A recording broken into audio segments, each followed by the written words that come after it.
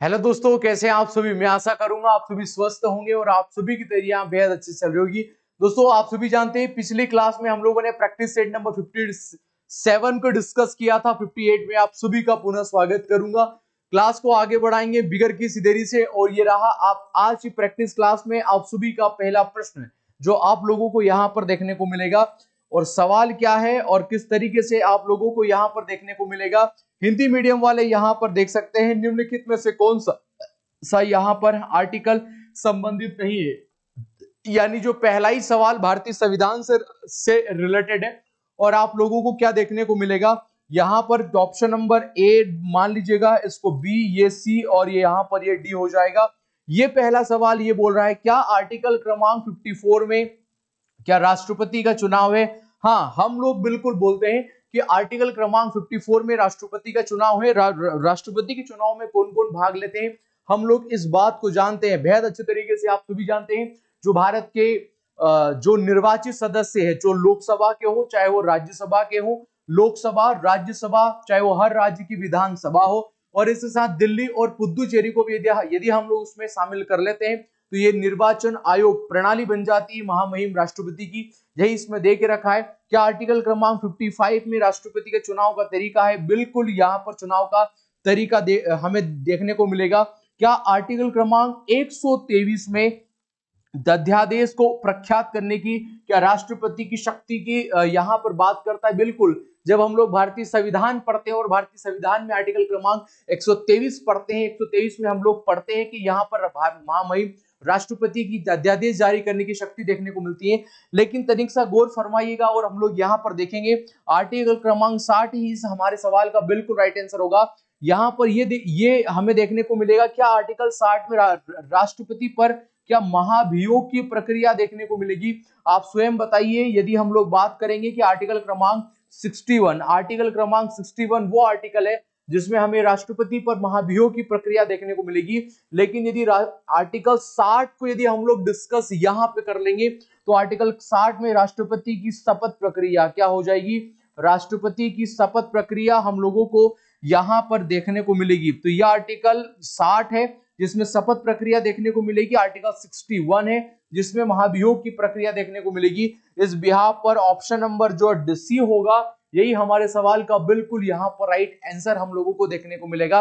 अब आपका काम का क्या है, या तो ये सारे आर्टिकल समझ लो या मैंने जितनी बात कही ये समझ लो, सारी बातें काम की।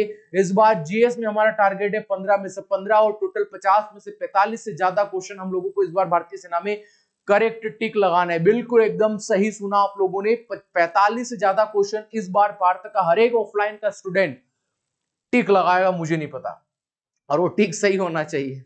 चलिएगा आगे बढ़ेंगे, सवाल नंबर 2 पर चर्चा करेंगे। और सवाल नंबर 2 हमें देखने को मिलेगा आर्य समाज का संस्थापक था। हालांकि क्वेश्चन टीम ने गलत बना दिया है। आर्य समाज के संस्थापक थे बोलना चाहिए, आदर का भाव आना चाहिए। तुमको नहीं पता मूर्खों ये बात क्या होता है। ये थे था क्या होता है, यहां पर थे आना चाहिए था। देखो पहला ऑप्शन या डी ऑप्शन देखेंगे क्या रविन्द्रनाथ टैगोर यहां पर देखने को मिलेगा, नहीं होगा। क्या राजा राममोहन राय, नहीं। यहां पर राइट आंसर हो जाएगा दयानंद सरस्वती साहब। कौन हो जाएंगे, दयानंद सरस्वती साहब। कब स्थापना हुआ था, 1875 में स्थापना हुआ था। आप सभी जानते हैं कि किसकी स्थापना किया था, आर्य समाज की। किसकी स्थापना किया था, आर्य समाज की यहाँ पर स्थापना किया था। और क्या नारा दिया था इन्होंने, आप सभी जानते हैं, वेदों की ओर लौट चलो। क्या नारा दिया था, वेदों की ओर लौट चलो का नारा, लौट चलो का नारा इन्होंने दिया था। और भारत में सबसे पहले स्वराज शब्द को देने वाले यदि कोई थे तो वो भी हमें यहाँ पर दयानंद सरस्वती साहब यहाँ पर देखने को मिलेंगे। तो दयानंद सरस्वती साहब ने भारत में एक तो स्वराज शब्द भी किया था। यदि हम लोग राजा राममोहन राय साहब के बारे में बात करेंगे तो 1828 में आप सभी जानते हैं जिनके द्वारा एक भारतीय ब्रह्म समाज की स्थापना किया गया। कौन सा समाज, ब्रह्म समाज। 1815 में आप सभी जानते हैं उनके द्वारा आत्मीय सभा, कौन सी सभा, आत्मीय सभा की स्थापना। 1885 में उनके द्वारा एक वेदांत कॉलेज बनाया गया। कौन सा कॉलेज बनाया गया, वेदांत कॉलेज बनाया गया। मैं मान के चलूंगा आप लोगों को उनकी सारी बातें याद होगी। मैं राजा राम मोहन राय के बारे में बात कर रहा हूं।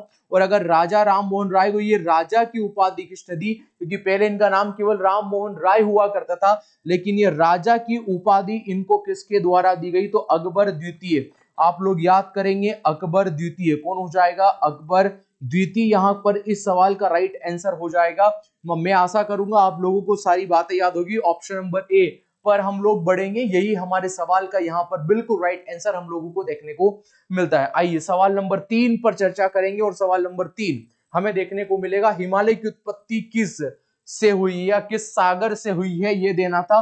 तो आप सभी जानते हैं डेतिस सागर। कौन सा सागर हुआ करता था, डेतिस सागर हुआ करता था। एक तरीके से देखो कि ये यहाँ पर हमारे पास में एक प्लेट है, इसका नाम है यूरेशियाई प्लेट। कौन सी प्लेट है, यूरेशियाई प्लेट हम लोगों को यहाँ पर जो है यहाँ पर देखने को मिलेगी। और यहाँ पर एक हम लोगों को प्लेट देखने को मिलेगी, इसका नाम है इंडो ऑस्ट्रेलियन प्लेट। कौन सी प्लेट, इंडो जो है ऑस्ट्रेलियन जो है प्लेट हम लोगों को यहाँ पर देखने को मिलेगी। अब देखो ये दोनों प्लेटों का डायरेक्शन एक ही दिशा में, ये एक ही दिशा में। यूरेशियाई प्लेट किस प्रकार की प्लेट है, यह एक प्रकार की महाद्वीपीय प्लेट है। कौन सी प्रकार की प्लेट है, महाद्वीपीय प्लेट। आप सभी को याद होना चाहिए प्लेट केवल दो प्रकार की होती है, या तो वो महाद्वीपीय प्लेट होती है या एक वो प्रकार की महासागरीय प्लेट होती है।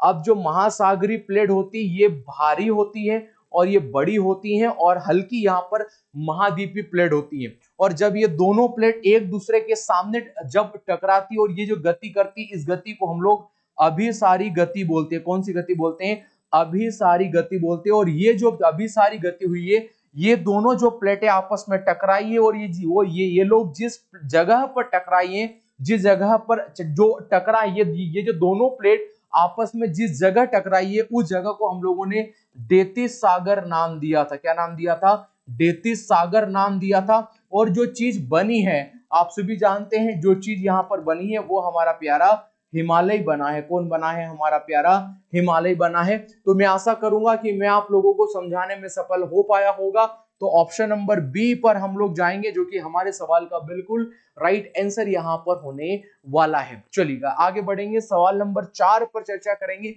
और सवाल नंबर 4 क्या होगा, जनगणना 2011 के अनुसार सबसे कम लिंगानुपात वाला राज्य कौन सा हो जाएगा।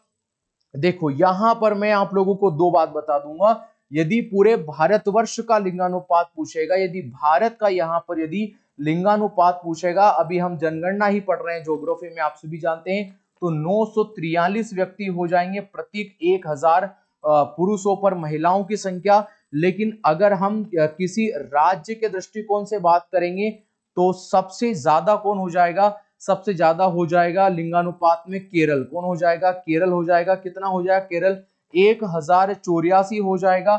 और सबसे कम की यदि हम लोग बात करेंगे तो हमारा प्यारा हरियाणा। कौन हो जाएगा, हरियाणा हो जाएगा। हरियाणा का 879।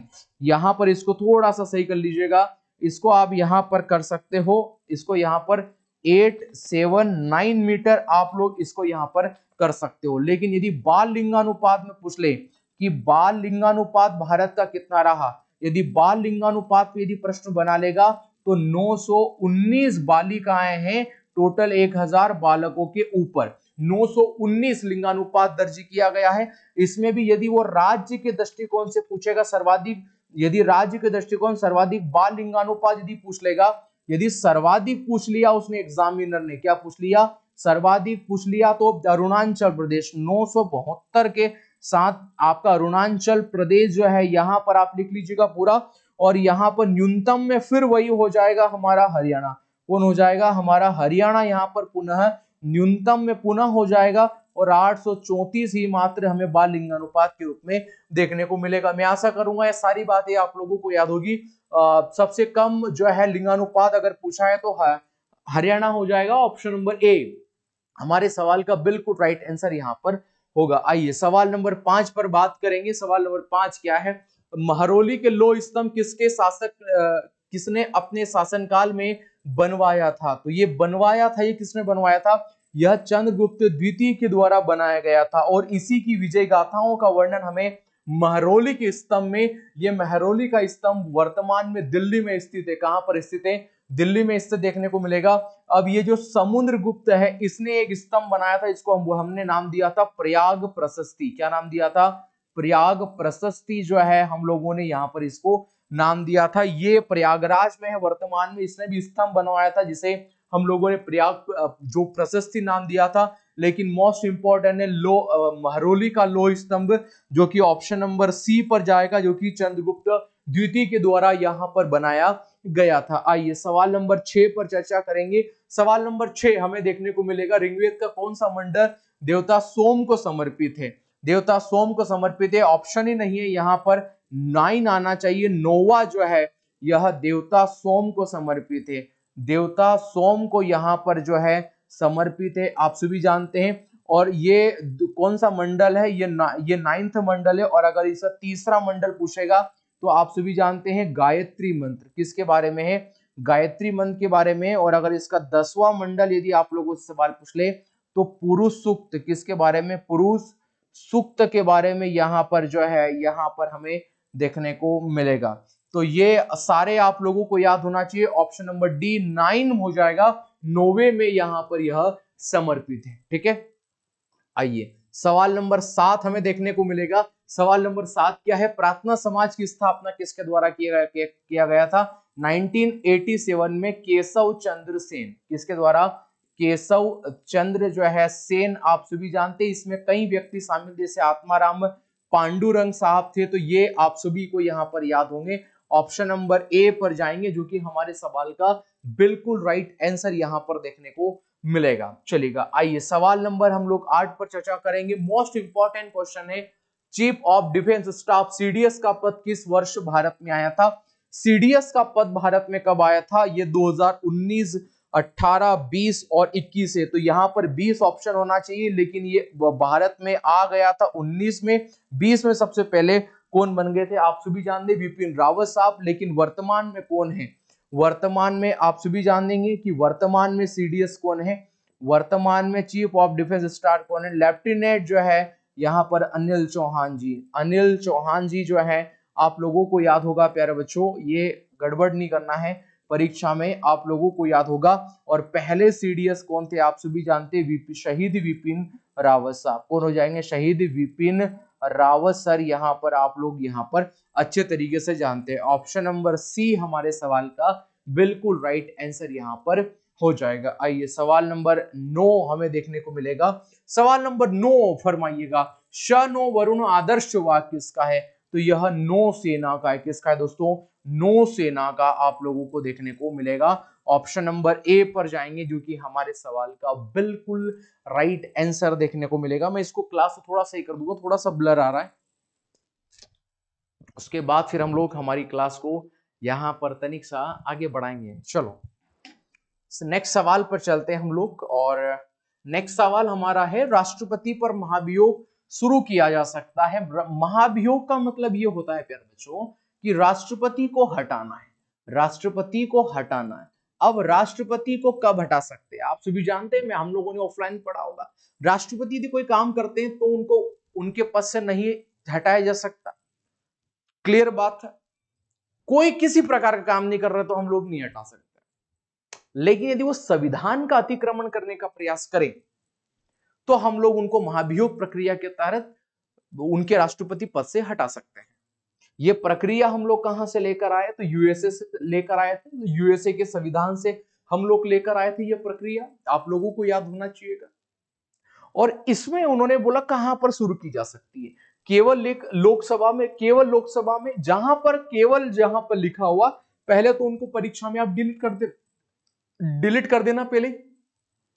सुप्रीम कोर्ट में यहां भी गलत के संसद के किसी भी सदन में। कहां पर हो जाएगा? संसद के किसी भी सदन में यहां पर हो जाएगा। लेकिन आप महाभियोग की प्रक्रिया ला रहे हो, इससे जो है 14 दिन पूर्व, कितने दिन पूर्व? 14 दिन पूर्व आप सभी को सबसे पहले सूचना देनी होगी। मान लो कि आप लोग लोकसभा में लेकर आए तो लोकसभा के 2/3 बहुमत पहले तो यहां पर व्यक्ति हाँ करना चाहिए कि हाँ हमारी सबकी हाँ है राष्ट्रपति को उनके पद से हटाने में। फिर ये बिल कहां पर जाएगा? राज्यसभा। यहां पर इसकी जांच होगी। और जांच होने के बाद फिर ये 2/3 से पास हो जाएगा यहाँ पर, तो राष्ट्रपति को फिर यहाँ पर क्या देना होगा प्यारे बच्चों, त्यागपत्र देना होगा। क्या देना होगा, त्यागपत्र यहाँ पर देना होगा। सो ये सारी बातें आप लोगों को यहाँ पर याद होना चाहिएगा। तो संसद के किसी भी सदन में राष्ट्रपति को हटाने के लिए हम लोग महाभियोग की प्रक्रिया यहाँ पर ला सकते हैं। आशा करूंगा आप लोगों को समझ में आ रहा होगा। आइए सवाल नंबर 11 पर चर्चा करते हैं। ये भी राष्ट्रपति से ही संबंधित बातें हैं। भारत का राष्ट्रपति आपातकाल की घोषणा कर सकता है, मतलब देश में आपातकाल जो है आप सभी जानते हैं। आर्टिकल क्रमांक जब हम लोग 352 पढ़ते हैं तो यहाँ पर हम लोगों को राष्ट्रीय आपातकाल क्या देखने को मिलेगा, राष्ट्रीय जो है आपातकाल हम लोगों को यहाँ पर जो है देखने को मिलता है। इसके बाद आर्टिकल क्रमांक जो है 356 में हम लोगों को यहाँ पर राष्ट्रपति शासन क्या देखने को मिलेगा, राष्ट्रपति शासन यहाँ पर देखने को मिलेगा। और इसके बाद में जो है इसके बाद आर्टिकल 360 में हमें क्या देखने को मिलेगा, वित्तीय आपातकाल क्या देखने को मिलेगा, वित्तीय आपातकाल। वित्तीय आपातकाल जो है हम लोगों को यहाँ पर देखने को मिलता है। तो आप देखो, राष्ट्र प्रधानमंत्री की सलाह पर क्या आपातकाल घोषणा कर सकते हैं, तो नहीं होगा। केवल प्रधानमंत्री के बोलने से नहीं होता है, मंत्री परिषद की सलाह पर भी नहीं होगा। अपने विवेक पर तो वो स्वयं नहीं कर सकते, इसलिए तो उनको हम मंत्री परिषद दे रहे हैं। तब तक कर सकता है जब तक ऐसे उद्घोषणा करने के लिए संघ के मंत्रिमंडल का निर्णय उसे लिखित रूप में यहां पर नहीं मिल जाए। यही इस सवाल का बिल्कुल राइट आंसर हो जाएगा। मंत्रिमंडल का जो है लिखित बातें आप सभी के सामने आना चाहिए, तभी आप लोग यहाँ पर, ये बोला गया है लिखित रूप, यहाँ पर लिखित रूप के बारे में जानकारी है। सो आप लोगों को यहाँ पर आना चाहिए। सवाल नंबर 12 पर चर्चा करेंगे और सवाल नंबर 12 है 2011 के अनुसार किस केंद्र शासित प्रदेश में लिंगानुपात सबसे अधिक रहा है, तो सबसे अधिक रहा है वो पुद्दुचेरी का रहा है। किसका रहा है, पुद्दुचेरी का 1037 कितना रहा है, मैं यहाँ पर सही तरीके से नहीं लिख पाया, 1037 यहाँ पर रहा है। आप लोगों को यहाँ पर याद होना चाहिए। ऑप्शन नंबर डी हमारे सवाल का बिल्कुल राइट आंसर यहाँ पर हम लोगों को देखने को मिलेगा। आइए सवाल नंबर 13 पर हम लोग जब चर्चा करेंगे।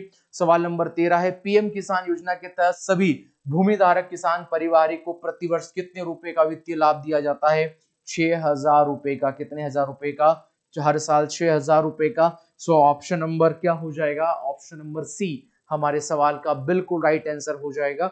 अब मैं माफी चाहूंगा, इसमें फिर इस पैनल में, इस ऐप में क्या दिक्कत है कि जब क्वेश्चन तो हम लोग डालते हैं 15, लेकिन वो एक पहला वाला ऑप्शन आता नहीं है। ठीक है, तो कुछ मैं सिस्टम में सुधारूंगा। तो ये क्वेश्चन आप सभी का होमवर्क में है। निम्नलिखित में से कौन सा सदन का सदस्य बिना हुए इसके अध्यक्ष के रूप में कार्य कर सकता है, लोकसभा का अध्यक्ष, भारत का उपराष्ट्रपति, विधान परिषद का सभापति और विधान सभा का अध्यक्ष। ये जो भी है इसमें से आप मुझे होमवर्क में इस किसी एक जो भी ऑप्शन राइट आंसर है इसका जवाब मुझे दे दीजिएगा। और आप सभी मेरे साथ जुड़े, आप सभी का धन्यवाद। मिलेंगे आप सभी से प्रैक्टिस सेट नंबर 58 के साथ। तब तक के लिए पढ़ते रहिए, मुस्कुराते रहिए और जो भी कर सकते हैं करते रहिए। जय हिंद।